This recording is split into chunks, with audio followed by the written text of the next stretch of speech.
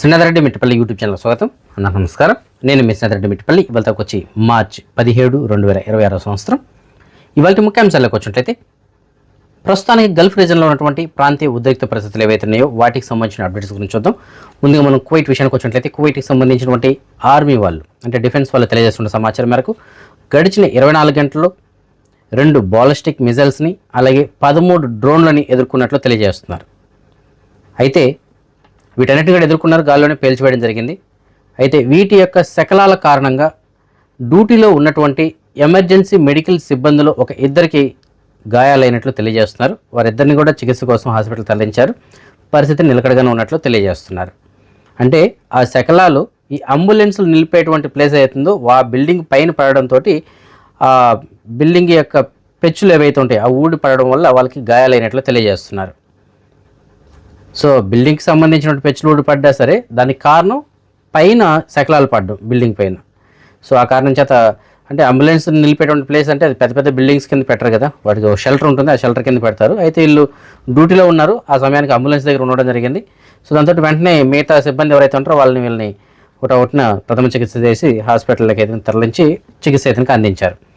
So ఇది కువైట్కి సంబంధించినటువంటి మనకి డిఫెన్స్ వాళ్ళు తెలియజేస్తున్నటువంటిది. అలాగే కువైట్కి సంబంధించిన మినిస్టర్ ఆఫ్ ఇంటీరియర్ వాళ్ళు తెలియజేస్తుందంటే ఇప్పటి వరకు సుమారుగా 403 పేలుడు పదార్థాలకు సంబంధించిన పేలుడు స్వభావం కలిగినటువంటి వస్తువులు ఏవైతే ఉంటాయో అలాంటి వాటికి సంబంధించినటువంటి నివేదికలు వచ్చాయని చెప్పేసి తెలియజేస్తున్నారు. వాటిని క్లియర్ చేసినట్లుగా తెలియజేస్తున్నారు. వీటితో పాటుగా గడిచిన 24 గంటల్లో 2 సార్లు సైరన్ నియంత్రణకు మోగించినట్లు తెలియజేస్తున్నారు. దాంతో ఇప్పటి వరకు మొత్తం 91 సార్లు సైరన్ మోగించినట్లు తెలియజేస్తున్నారు. అయితే ఇక్కడ ఒక విషయం మనం గమనించాలి. ఇప్పుడు గడిచిన 24 గంటల్లో 2 బాలిస్టిక్ మిజైల్స్ 13 డ్రోన్లు వచ్చాయని వాటిని ఎదుర్కొన్నామని చెప్పేసి అంటున్నారు. అయితే సైరన్లు మాత్రం 2 సార్లు మాత్రమే వచ్చాయి. సో గతంలో అయితే సైరన్స్ కంటిన్యూగా వచ్చేటివి, కానీ ఇప్పుడు ఏంటంటే ఈ దాడి జరిగిన తర్వాత లేకపోతే వీటిని పేల్చేసిన తర్వాత ఒక్కొక్కసారి సైరన్లు అయితే రావడం జరుగుతుంది. మరి దానికి గల కారణం ఏంటనేది చాలామంది వాళ్ళని అడుగుతున్నారు, కానీ మనకు కూడా తెలియదు అది. సో కొన్ని భద్రతా చర్యల కారణంగా గవర్నమెంట్ ఇలాంటి నిర్ణయం తీసుకొని ఉండొచ్చు. బహుశా ఒక్కొక్కసారి ముందుగా సైరన్ ఇస్తుంది, ఒక్కొక్కసారి లేట్గా సైరన్ అయితే ఇవ్వడం జరుగుతుంది. సో అది ఎందుకు ఏమిటి దాని గురించి మనమైతే కనుక దానికి ఆన్సర్ చెప్పలేం.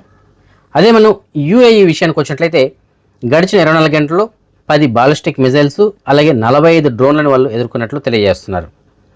ఇప్పటి వరకు దుబాయ్ మీద ఇరాన్ ప్రయోగించినటువంటి మొత్తం బాలిస్టిక్ మిజైల్స్ సంఖ్య 314గా ఉంది. అలాగే డ్రోన్ల సంఖ్య వచ్చి 1672గా ఉంది. అదే మనం ఖతార్ విషయానికి వచ్చినట్లయితే ఖతార్లో ఈ డ్రోన్స్ ఇలాంటి వాటి కారణంగా స్వల్పపాటి మంటలు అయితే చెలరేగాయని చెప్పేసి అంటున్నారు. ఒక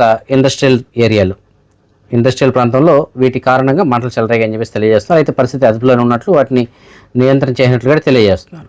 అలాగే సౌదీ అరేబియా విషయానికి వచ్చినట్లయితే సౌదీ అరేబియాలో గడిచిన 24 గంటలు 12 డ్రోన్లు అయితే వాళ్ళు ఎదుర్కొన్నట్లు తెలియజేస్తున్నారు.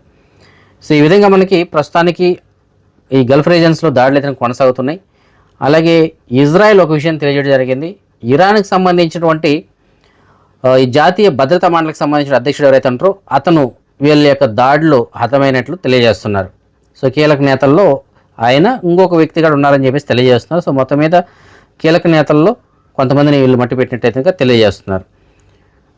అయితే దాడులు మాత్రం కొనసాగుతున్నాయి.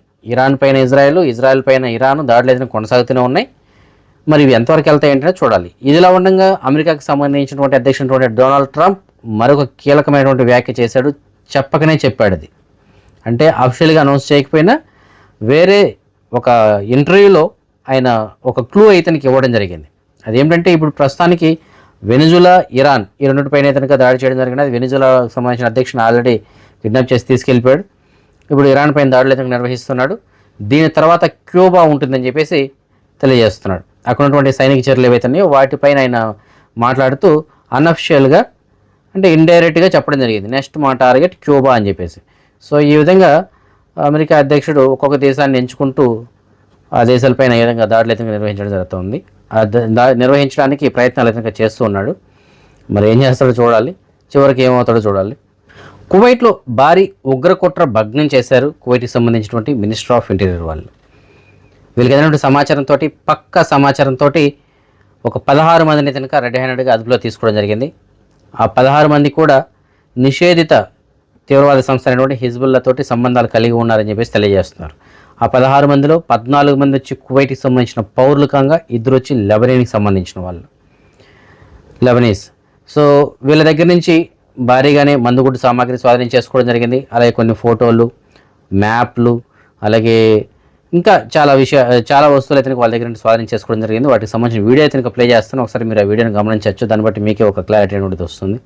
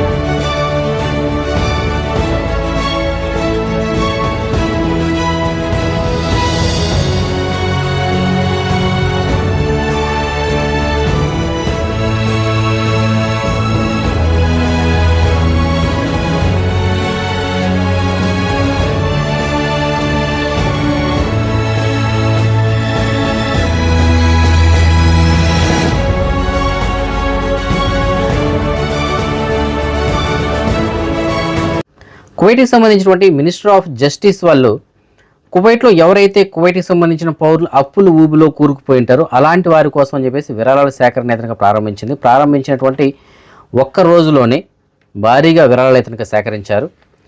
కేవలం ఒక 12 గంటల్లో 10 మిలియన్లకి అయితే చేరుకుంది వారి యొక్క విరాళాలు సేకరించినటువంటి మొత్తం డబ్బులు.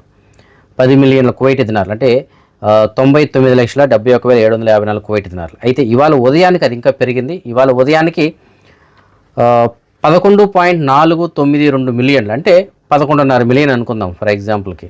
11.5 మిలియన్ కువైట్ దినార్లు అయితే వీళ్ళు కలెక్ట్ చేయడం జరిగింది. అంటే $37.5 మిలియన్ల అంత డబ్బులు అయితే కలెక్ట్ చేసినట్లు తెలియజేస్తున్నారు మినిస్టర్ ఆఫ్ జస్టిస్ వాళ్ళు. సో ఈ డబ్బులు అంతా ఏంటంటే కువైట్కి సంబంధించిన పౌరులు ఎవరైతే అప్పుల ఊబిలో కూరుకుపోయి ప్రస్తుతానికి కేసులు పడి ఆల్రెడీ ఫైన్లు కట్టలేక జైల్లో ఉంటారు కదా, సో అలాంటి వారి కోసం చెప్పేసి ఈ విరాళాలు సేకరించడం జరిగింది.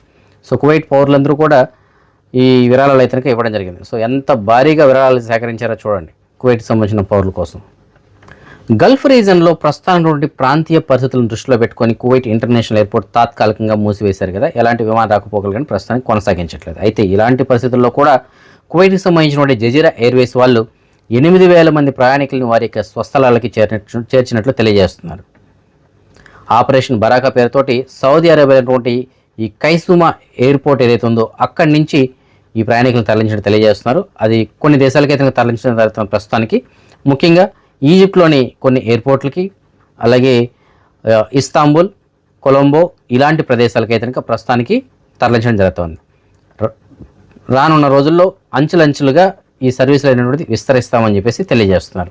ఇదిలా ఉండగా జజీరా ఎయిర్వేస్ వాళ్ళు ప్రస్తుతానికి కువైట్ నుంచి ఈ కైసుమా ఎయిర్పోర్ట్ ఏదైతుందో సౌదీ అరేబియాలో ఉన్నటువంటి ఫహర్ అల్ బాటిన్లో ఉన్నటువంటి కైసుమా ఎయిర్పోర్ట్ ఏదైతుందో ఆ ఎయిర్పోర్ట్ నుంచి ప్రయాణికులను తరలించడానికి ముందుగా బ్యాగేజ్ చెక్ ఇన్ కానీ ఇలాంటి వాటికి సంబంధించిన ప్రాసెస్ అయితే కనుక కువైట్లోనే కంప్లీట్ చేయడం జరుగుతుంది.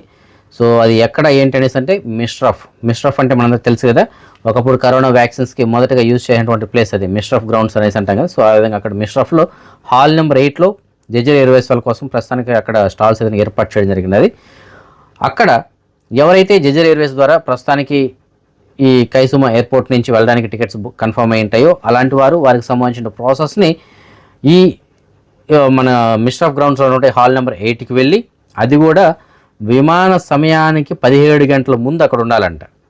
అంటే ఫ్లైట్ బయలుదేరడానికి 17 గంటల ముందు అక్కడికి చేరుకోవాలని చెప్పేసి అంటున్నారు. 17 గంటల ముందు అక్కడ చేరుకుంటే అక్కడ మిగతా ప్రాసెస్ ఏదైతే ఉంటుందో ప్రయాణానికి సంబంధించింది లగేజ్ మొత్తం అక్కడే తీసుకోవడం జరుగుతుంది. బోర్డింగ్ అంతా అక్కడే కంప్లీట్ అవుతుంది. దాని తర్వాత అక్కడి నుంచి బస్సు మార్గంలో బస్సుల ద్వారా ఇక్కడ నుంచి ఆ ఎయిర్పోర్ట్కి తరలిస్తారు. అక్కడి నుంచి వాళ్ళు ఇంకా ఫ్లైట్లో వాళ్ళ దేశాలకు అయితే వెళ్ళడం జరుగుతుంది. సో ఆ ప్రాసెస్ని ఏదైనా ప్రారంభించారు. అది రేపటి నుంచి అమల్లోకి ఉంది. ఇవాళ స్టాల్స్ ఏర్పాటు చేశారు, రేపటి నుంచి అమల్లో ఉంటుంది. సో రేపటి నుంచి ఈ జజీరా ఎయిర్వేస్ ద్వారా ఎవరైతే వెళ్ళడానికి టికెట్స్ కన్ఫర్మ్ అయ్యి ఉంటాయో అలాంటి వారికి సంబంధించిన ప్రాసెస్ని సౌదీ అరేబియా మీద వెళ్ళడానికి బోర్డింగ్ అనేటువంటిది కువైట్లోని మిస్టర్ గ్రౌండ్స్లో ఉన్నటువంటి హాల్ నెంబర్ 8లో జరుగుతుంది. సో ఇది కొద్దిగా గమనించగలరు. అయితే ఇది ప్రస్తుతానికి మన భారతదేశానికి అయితే లేదు. ఇంతకుముందు మనం చెప్పుకున్నట్లు ఈజిప్ట్లోని కొన్ని ఎయిర్పోర్ట్స్కి అలెగ్జాండ్రియా, అలాగే కైరో ఇలాంటివి ఉన్నాయి కదా. సో అలాంటి ఎయిర్పోర్ట్స్కి, అలాగే ఇస్తాంబుల్, కొలంబో ఇలాంటి చోటకి అయితే ఉన్నాయి. సో మన భారతదేశానికి మాత్రం ఇక్కడ నుంచి లేవు. దానికి వేరే ప్రాసెస్ ఉంది. సో దమ్మాం కానీ లేదంటే మిగతా సౌదీ అరేబియాకి సంబంధించిన మిగతా ఎయిర్పోర్ట్లు ఉన్నాయి కదా. సో అక్కడి నుంచి వెళ్ళడానికి అయితే ఉంటుంది. సో అది కూడా ముందస్తుగా మనం ట్రాన్సిట్ వీసా తీసుకొని వెళ్ళాల్సి ఉంటుంది. సో ఆ ప్రాసెస్ కొంతమంది స్టార్ట్ చేశారు, కానీ కొన్ని కారణాల చేత వాటిని మళ్ళీ ఆపేయడం జరిగింది. సో మళ్ళీ ఎవరైనా మనకు తెలిసిన వాళ్ళు స్టార్ట్ చేస్తే నేను తెలియజేస్తాను.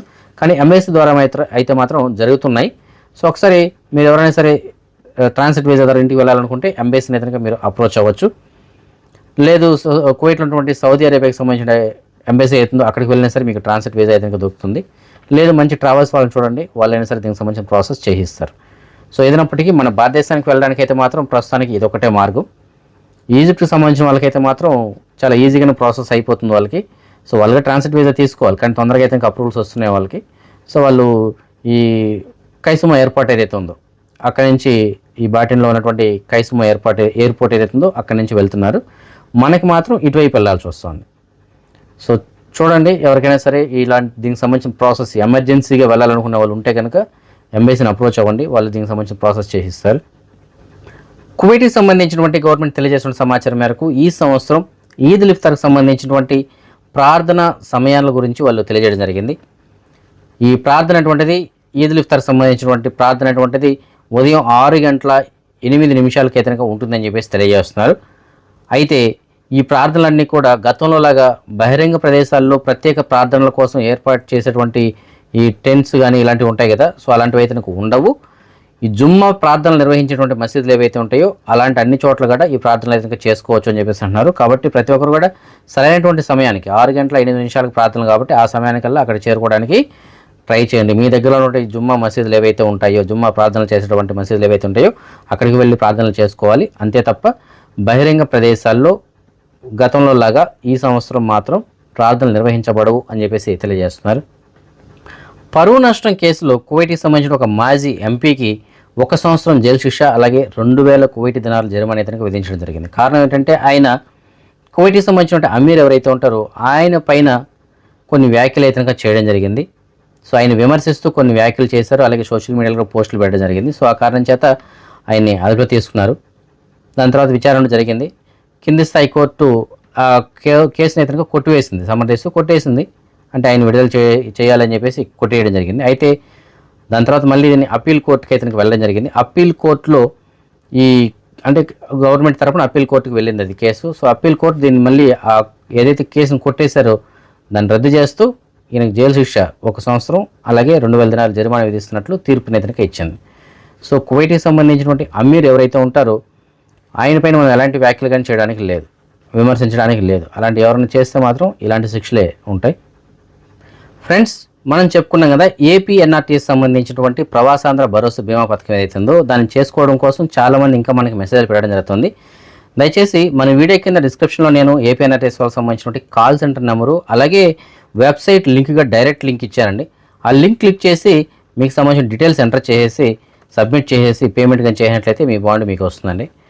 లేదు మీకు ఆ ప్రాసెస్ తెలియదు అనుకుంటే అక్కడ కాల్ సెంటర్ నెంబర్ ఉంటుంది. ఆ కాల్ సెంటర్ నెంబర్ కనుక మీరు కాల్ చేసినట్లయితే వాళ్ళే మీకు సంబంధించిన ప్రాసెస్ చేయిస్తారు. అది కూడా వాళ్ళకు వాట్సాప్ ఉంది. సో వాట్సాప్లో మీరు మెసేజ్ పెడితే వాళ్ళే ప్రాసెస్ అనేది చేయిస్తారు. కావాల్సిన డాక్యుమెంట్స్ మీ గతంలో నేను చెప్పాను. మీ పాస్పోర్ట్ ముందు పేజు, వెనక పేజు, అలాగే బతాకా ముందు పేజు అప్లోడ్ చేయడానికి కావాల్సిన డాక్యుమెంట్స్ అవి మాత్రమే.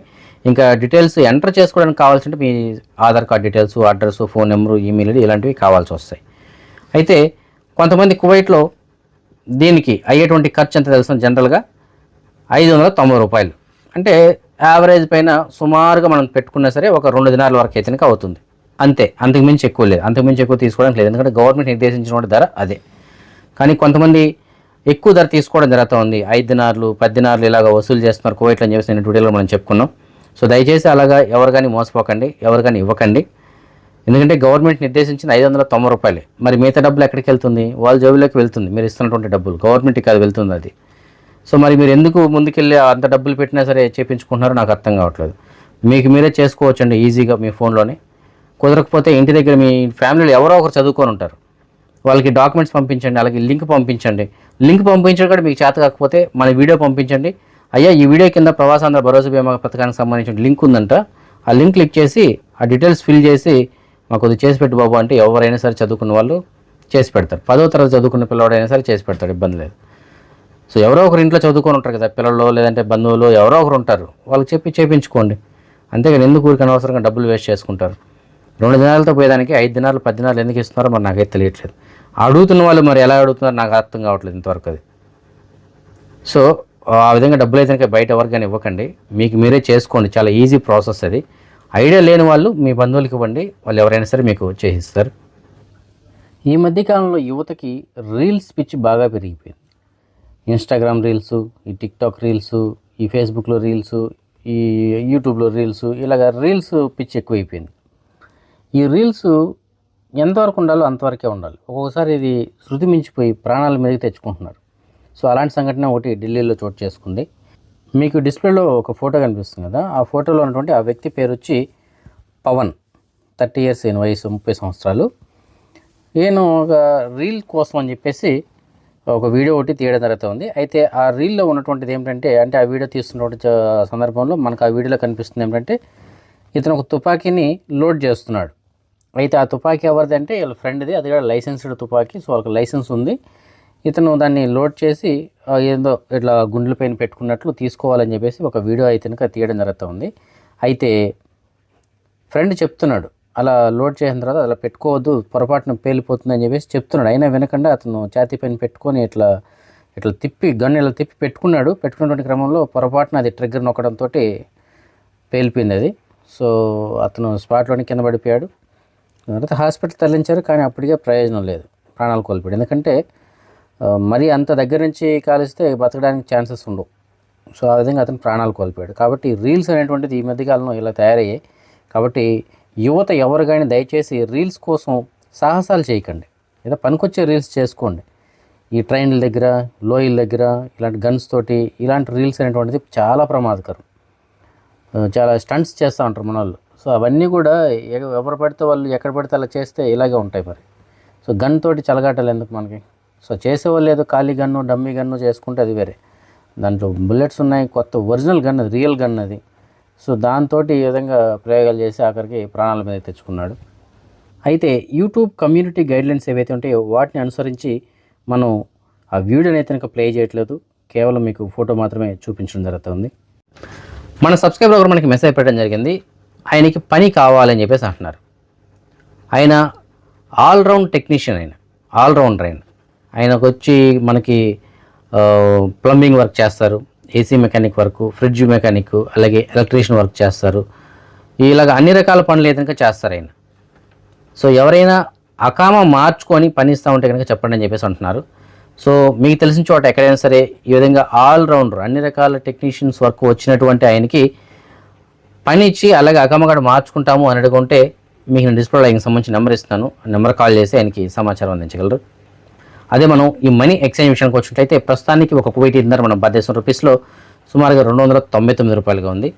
బంగారం విషయానికి వచ్చినట్లయితే మాలియాలో ఉన్న సూకల్వతిలో ఉన్నటువంటి షాప్ నెంబర్ 121లో ఉన్నటువంటి ఎఫ్కే జ్యువెలర్స్ వాళ్ళు మనకు అందించిన సమాచారం మేరకు 22 క్యారెట్ల బంగారం ప్రస్తుతానికి 1 గ్రామ్ ధర 45 దినార్ల 775 పిల్స్గా ఉంది. అదే 24 క్యారెట్ల బంగారం అనగా బిస్కెట్ల రూపంలో బంగారం ప్రస్తుతానికి 1 గ్రామ్ ధర 49 దినార్ల 918 పిల్స్గా ఉంది. ఫ్రెండ్స్, ఎఫ్కే జ్యువెలర్స్ వాళ్ళు ఈదుల్ ఇఫ్తార్ సందర్భంగా అంటే రంజాన్ పండుగ సందర్భంగా మంచి ఆఫర్ని అయితే ప్రకటించారండి. ఎవరైనా బంగారం కొనాలనుకుంటే ఎఫ్కే జ్యువెలర్స్ని విజిట్ చేయండి. మేకింగ్ ఛార్జెస్ సెలెక్టెడ్ ఐటమ్స్ పైన కేవలం 850 పిల్స్ మాత్రమే తీసుకోవడం జరుగుతుంది. సో సెలెక్టెడ్ ఐటమ్స్ అంటే ఏదో 1-2 వస్తువులని కాదు, చాలా మంచి కలెక్షన్సే ఉన్నాయండి. ఆ కలెక్షన్స్ ఏమిటి అనే గురించి కూడా మీకు నేను ఇప్పుడు వీడియో ప్లే చేస్తాను. ఆ వీడియోని ఒకసారి చూడొచ్చు. చూసిన తర్వాత మీరు బంగారం కొనాలనే ఉద్దేశం ఉన్నట్లయితే తప్పకుండా ఒకసారి మీరు ఎఫ్కే జ్యువెలర్స్ని విజిట్ చేయండి. ఆ డిజైన్స్ అయితే మీకు నచ్చడానికి చాలా అవకాశం అయితే ఉంది. సో ఎందుకంటే మంచి మంచి కలెక్షన్స్ అయితే తీసుకొచ్చి పెట్టినారు. సో ఒకసారి ఆ వీడియోని కూడా గమనించండి. Hello customers, FK Jewelers customers, we are announcing new designs and offers అండి. ఆఫర్స్ అంటే FK Jewelers అంటేనే ఆఫర్. ముందు మీకోసం ఆఫర్ తెచ్చాము, 1.5 దినార్ కోసం తెచ్చాము. 1.5 దినార్ మేకింగ్ తెచ్చాము 1 గ్రామ్కి. ఇప్పుడు మొన్న 900 ఫీల్స్కే తెచ్చాము. ఇప్పుడు అది కూడా కాదు, ఇంకా మెట్టు దిగాము. ఎందుకంటే మీ సంతోషం, మీ కొరకు కోసం, మీకు సంతోషం పరచడాని కోసం మా FK Jewelers మీ ముందు కోసం ఒక మెట్టు దిగి ఇప్పుడు 850 ఫీల్స్ మాత్రమే. 1 గ్రామ్ పైన జస్ట్ 850 ఫీల్స్ మాత్రమే. ఏ వస్తువులు చూడండి, మా దగ్గర రకరకాలు గాజులు చూడండి, designs, variety patterns, variety designs చూడండి. ఎంత ముచ్చటగా, ఎంత నీట్గా ఉన్నాయి చూడండి. సూపర్. అవేనా మా దగ్గర ఈ చైన్లు కూడా చూడండి. Gopi chain, Bharat chain, Bharati chain, mixing chain, Kerala chain, ఎన్నో రకాలు ఉన్నాయి చూడండి. ఎంత మంచి డిజైన్స్ ఉన్నాయి చైన్స్. ఈ చైన్స్ ఏనా, ఇవి కూడా చూడండి, పెద్దవాళ్ళు వేసుకునేది. 2 పేటలు 3 పేటలు దండలు, రకరకాల డిజైన్స్ ఉన్నాయి చూడండి. ఇవి కూడా కాకుండా ప్లస్ మీకోసం బుట్ట కమ్మలు చూడండి, ఎంత వెరైటీస్ ఉన్నాయో మా దగ్గర. ఎక్సలెంట్. జస్ట్ 850 ఫీల్స్ మాత్రమే. ఈ హారం కూడా చూడండి, ఎంత ముచ్చటగా, ఎంత బాగుందో చూడండి. ఇది కూడా జస్ట్ మేకింగ్. 1 గ్రామ్కి 850 ఫీల్స్ మాత్రమే. ప్లస్ ఈ కడియాలు చూడండి, ఎంత ఇది గ్రాండ్గా లుకింగ్ వస్తున్నాయో. సూపర్ డిజైన్స్ ఉన్నాయి చూడండి. ప్లస్ బ్రాస్లెట్స్, మళ్ళీ ఇంకా మీకోసం ఉంగరాలు కూడా చూడండి. ఇవి కూడా జస్ట్ 850 ఫీల్స్ మాత్రమే. ప్లస్ మీకోసం మంగళసూత్రాలు చూడండి, ఎంత ముచ్చటగా. మన పెళ్లిళ్ళకి మనం వేసుకునే మంగళసూత్రం కూడా జస్ట్ 850 ఫీల్స్ మాత్రమే. ఎక్కడికి రావాలి? FK Jewelers, షాప్ నెంబర్ 121, సుకల్వతి అమ్మాలియా, కువైట్ సిటీ.